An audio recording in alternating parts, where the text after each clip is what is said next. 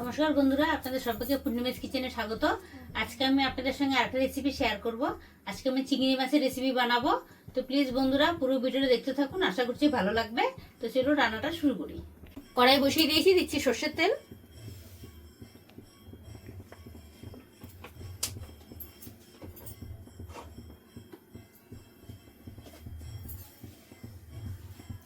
এখানে দেখুন আলু কেটে নিয়েছি, বেগুন কেটে নিয়েছি, আর এখানে নিয়েছি পেঁয়াজ কেটে নিয়েছি, নিচে কাঁচা লঙ্কা আছে আর টমেটো আছে।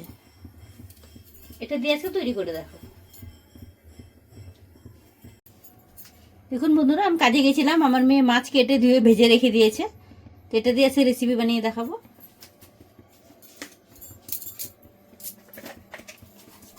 দেখুন কড়াই গরম হয়ে গেছে, দিয়েছি কালো জিরে।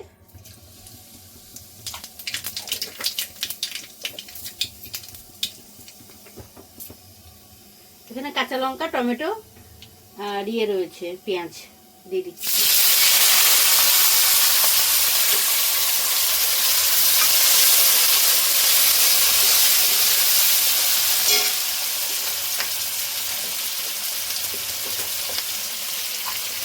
লবণ দিয়ে দিচ্ছি। পেঁয়াজটা একটু ভেজে নেবো।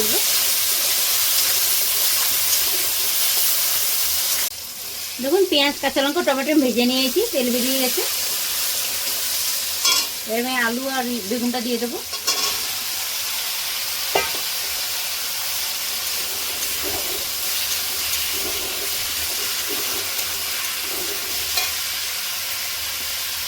দিয়ে দেবো হলুদ,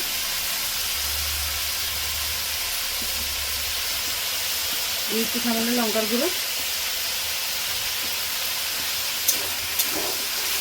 সুন্দর করে এটা ভেজে নেব।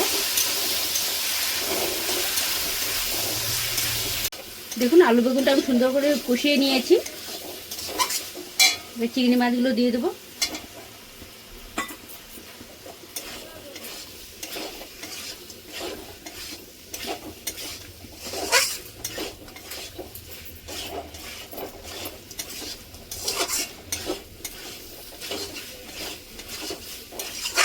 এবার জল দিয়ে দেবো।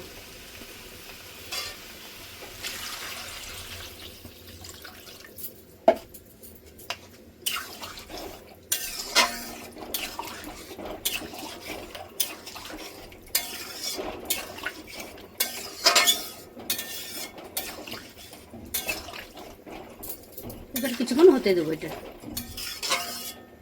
ঢাকনাটা খুলে দেখে নেব।